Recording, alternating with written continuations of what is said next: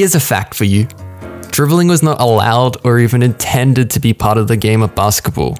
Its creator James Naismith actually would have preferred for the sport to be played more like modern netball. Boring. No, meaning that once you received the ball, you could either pass or shoot. This was all fine and dandy, but there was one problem.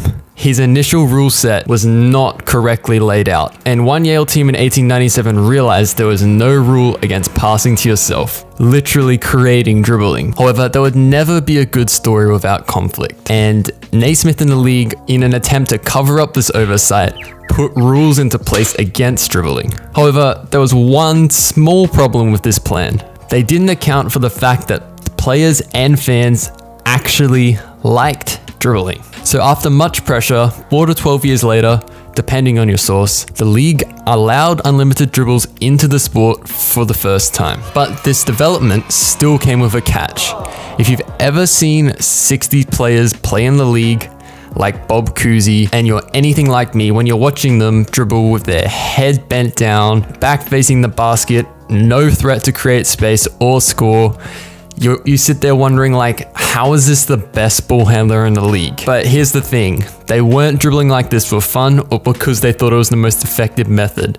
The league still had guidelines in place that forced them to dribble like this in order to retain possession of the ball. So once again, as the league had to learn for the final time, the restrictions on dribbling were eased during the 60s, allowing players like Oscar Robertson and later during the 70s, Pistol Pete Maravich to finally express themselves and innovate dribbling within the league and the sport of basketball. Now, if we fast forward to the 90s, there was a particular player named...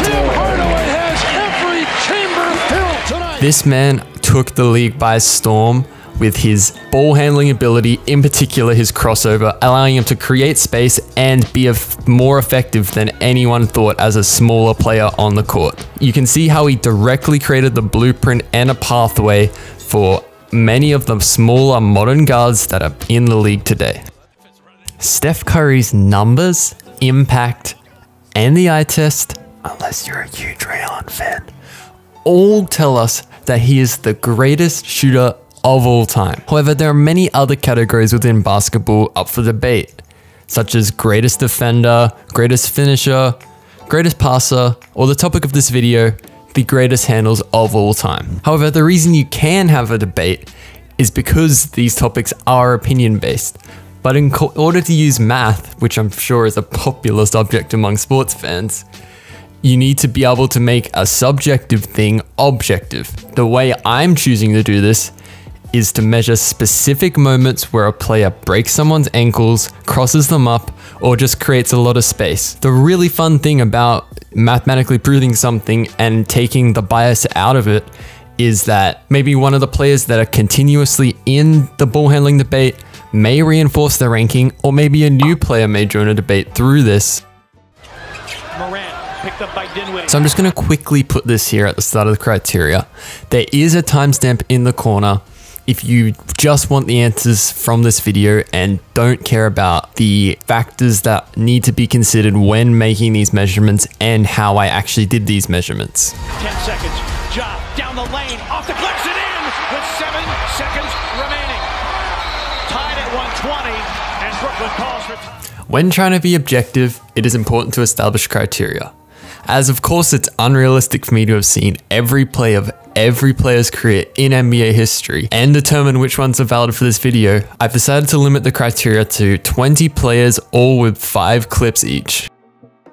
I considered using stats such as volume of successful ISO possessions and a large variety of others. The thing is, I couldn't find a stat that you could entirely accredit to the ball handling ability of the player. The number one uncontrollable factor for any clip is the player's defender. Is it more impressive if someone crosses up Kawhi Leonard, Paul George? Of course. But if a player crosses up a worse defender or has a big man switch up onto them or crosses them up, their clip isn't then going to be disqualified. Some players may have a disadvantage in this experiment. For example, opposing teams game plan against Steph Curry's 3, meaning they're closing the space towards him, which could give him a disadvantage within this experiment. Although what does that matter if he can just do this? a defender could just foul them and ruin their clip, which is exactly what Bam chooses to do in this KD clip, which then makes this clip from potentially being one of KD's best clips to one of his worst space created wise. Another factor that is important but isn't accounted for with the math is the pressure, or how intense the moment is.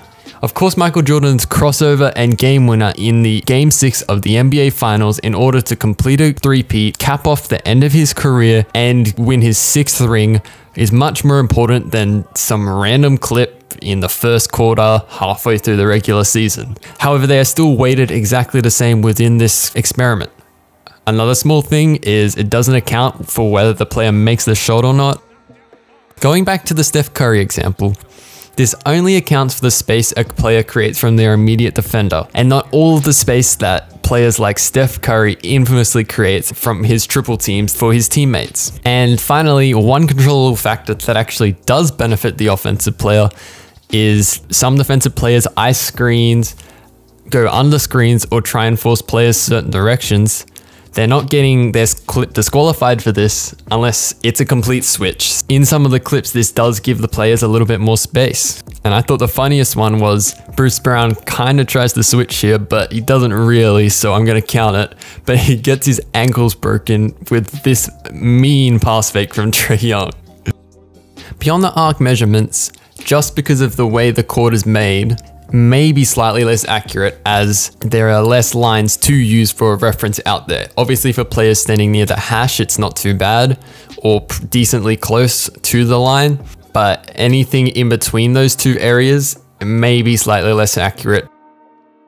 On the screen, you're seeing my honorable mentions. These are players that maybe weren't popular enough. They played in an era where their games were less archived. I couldn't find their clips. Or what a lot of these players did, like Steve Nash before the modern era of shooting, was whenever they got an ankle breaker or created a lot of space, they chose to smartly, I might add, drive by the defender rather than pulling up, and immediately takes them out of contention within this experiment. So my basic plan was, for mathematical consistency reasons, measure the distance between players' feet at the exact freeze frame in the clip where they had created the most space. So what I did to do this is, using measurements from the official NBA image off of their site, I took the clip into Photoshop and immediately bumped into a problem. The angle the NBA films their games on, while being incredible for entertainment, as you can easily see the entire court, it's not so good for mathematical consistency. The best way for me to explain the problem with it is to show you. As you can see, when you draw a line on the baseline, it's perfectly fine, right? All the measurements are correct. The further you drag it away from its source of origin, the more crooked it looks, meaning it's less accurate. This is obviously a problem when you're trying to consistently measure in different images from cameras filmed on slightly different angles. So scrapping that method, I had to try and find another way. I tried using Pythagorean theorem, I drew way too many construction lines, and I even tried to wrap my head around the uber complicated perspective math. Ironic. But as I was about to give up, someone suggested I overlay the NBA image onto the footage. Maybe this would create an accurate thing where even though the image has been warped in order to put it on the footage, the measurements on the image may still be accurate. Turns out we had the exact same problem with the weird angle and the measurements not being as accurate. But then it hit me. I shouldn't be trying to overlay the NBA image onto the footage. I should be trying to overlay the footage onto the NBA image. What do I mean by this? Let me give you an example using MJ's iconic clip, his final shot, as far as everyone's concerned. What I ended up doing was I would put each clip into Premiere, scrub through it until you find the frame with the most distance created, export that frame, put it into Photoshop. From there, I would open a second Photoshop document with the NBA image on it, create player stand-ins for the two players, remembering we're still measuring from each player's foot. Then, looking at the image, I can see MJ standing slightly to the left of the semicircle with his almost lined up in between the two dots just below the free throw line, and he is standing outside of the free throw semicircle. While Bryan Russell is slightly behind the free throw line, way more to the right. Using this methodology, I could position the player stand-ins almost perfectly where the players are. Now, the reason putting these guys onto the NBA image is more accurate than just recording them straight from the footage is because it then eliminates the perspective problems as the image is flat and all measurements are going to be 100% correct. So all I need to do is get one measurement and it'll be accurate for everything. Then using the ruler tool, I measure the baseline in pixels, convert that amount of pixels to 50 feet, and now it'll be accurate for every measurement that you can see on screen. As you can see, this equals 6 feet, this equals 23.9 feet, and the distance between MJ and Bryan Russell is 7.45 feet or 2.27 meters. This might not be what you're expecting from a basketball video, but I'm going to show you the results like a meal. The first graph is the entree. It will contain the individual clips of moments where a player created space, which creates a less accurate depiction of the player's overall skills, but a great portrayal of how they performed in that single moment. It's small, it doesn't mean much, but it's still good to have. Now, to give you some context before we go over the data, the average distance created from the defender by the most elite ball handlers in the history of the league was 9 feet or 2.75 meters. Now, the winner was this Chris Paul clip. I know, jumping straight into the winner, that's a bit weird, don't you think? Aha, there is a catch. This clip was disqualified as it is way too much of an outlier, and when you watch it, you can see DJ Wilson, his defender, decided he didn't even want to pretend to play defense. So thank you very much, DJ Wilson, for ruining my very specific math basketball video. I'm just going to go ahead and delete that. The actual winner of the singular moment clip was Caris Lavert, with what was actually his only valid clip in this video. He created a whopping 17.57 feet or 5.35 meters from his defender. This is quite an impressive feat from such a young player, with no hint of a push-off, and his defender just didn't give up, like our boy DJ. This clip has to have Pacers fans gassed. Next up, the main meal. The filling part you've been waiting for. It contains the averages across the players' 5 longest clips and will provide the definitive answer to the title of this video. At the bottom we have Russell Westbrook. I wasn't super surprised at this result as he's more of a slasher and he doesn't have that kind of take your ankles kind of handle. Next we have KD, second worst. I mean, still top 20. I thought he would rank higher, but as we saw in the playoffs, his feet are a bit of an issue for him. Next up we have Trae Young. Pretty low on this list, but he's still in the infancy of his career. Next we have Jamal, Crawford, Chris Paul, and Kyrie. 3 guys that are usually ranked pretty high on the all-time handles list, all being below average. Interesting. Kobe and MJ at just about the average. I'm surprised these guys finished above the trio I mentioned before. John Wall, still about average, but quite interesting considering I think of him more of a slasher and pick and roll handler. James Harden, he's up here at just above average. I'm not really surprised. I thought he would be honestly higher with his step back, but it's still very respectable ranking. Donovan Mitchell, another young guy who's honestly, his offensive skill set is pretty underrated. Stephen Curry, doesn't really appear that my earlier concerns affected him. He still did great in this experiment, breaking into the top 6. Next, we have a bit of a more left field duo consisting of Kemba and Manu Ginobili. They're breaking into the top 5. Wow. In third place, we have Allen Iverson, who unsurprisingly fares well in our ball handling debate. Next up, we have Luka Dončić, who was actually quite surprising considering he's only in his 3rd season, but his prolific step back and crafty skill set earned him this 2nd place ranking. In first place, all the way up here, we have Dwayne, Tyrone, Wade, measuring in at an average of 11.79 feet or 3.59 meters. I don't know about you, but this was quite a big shock for me.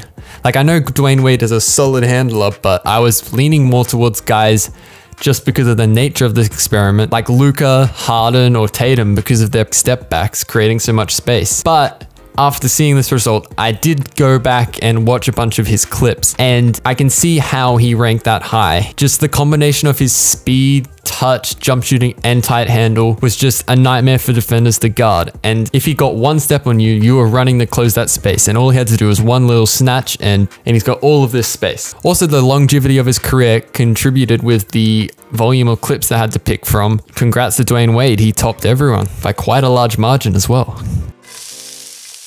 Yeah, bit awkward. Don't really have a third graph, so no dessert for you. If you like this video, please like. If you want to see more of my videos and see me grow as a content creator, please sub. The links for all of the graphs and math are in the description if you want to go and find the exact measurement for your favorite NBA ankle breaking clip ever. What do you guys think of Allen Iverson ranking 3rd? Does that cement him as the greatest ball handler of all time? No questions asked. He was significantly above Kyrie and a lot of his other general competition. I would love some feedback on what you thought of the video idea, the validity of the results, and how I presented it. Thank you so much for watching. Have a good one.